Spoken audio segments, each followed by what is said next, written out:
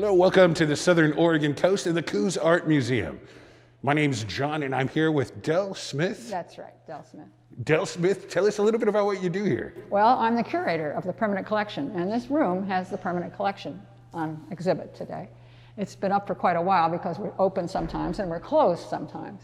But this all is stored in the museum. Museums own art, lots of art. We have 620 pieces of art. In the permanent collection? In the permanent collection, and it's not for sale. You can't do anything. You can't take it out and give it to someone or try and sell it. It belongs to the museum, and that's it.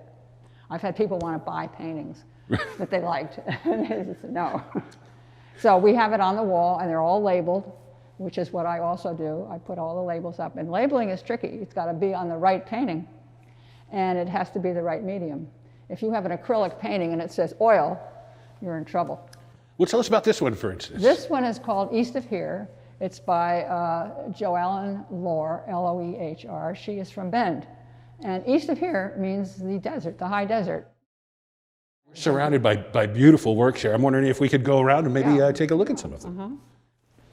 This, John, is a triptych by Mitch Geisert, who is deceased. He's a young painter, but he was a very good artist. And although this is a triptych and called a triptych, it doesn't match. Most triptychs, if there's a fence, the fence is here and it goes right into the next painting. This doesn't, as you'll see, but it's still a triptych. And the middle one was donated after he died by his family to the museum, and the two end ones were donated to the museum by friends of the family.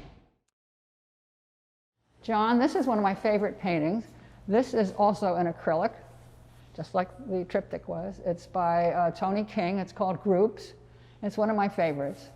This painting, though, for years was hung upside down. The wire was on down here, and we didn't know. And Tony King came to the museum, well, maybe 5 or 10 years ago, and said, no, that's the bottom. So we had to change the wire. But, you know, you get art and you don't know, and wherever the wire is, it came with a wire on it. I don't know who put the wire on the wrong end. But you see it's darker at the bottom than the top. And, oh, I see. And he took the painting, turned it over, and right up on the back with an arrow. So now it's correctly hung. This is one of the smaller galleries in the Art Museum, and this show is by M.V. Moran, called Big Girls, and she's from Eugene. Now, the gallery that we're standing in, is this usually a revolving artist gallery, or? It was the permanent collection, and we had to take it down. The permanent collection was in all 3 galleries down here, and we had to take this down, plus the stuff out in the edge, too, out on the side, to fit hers in.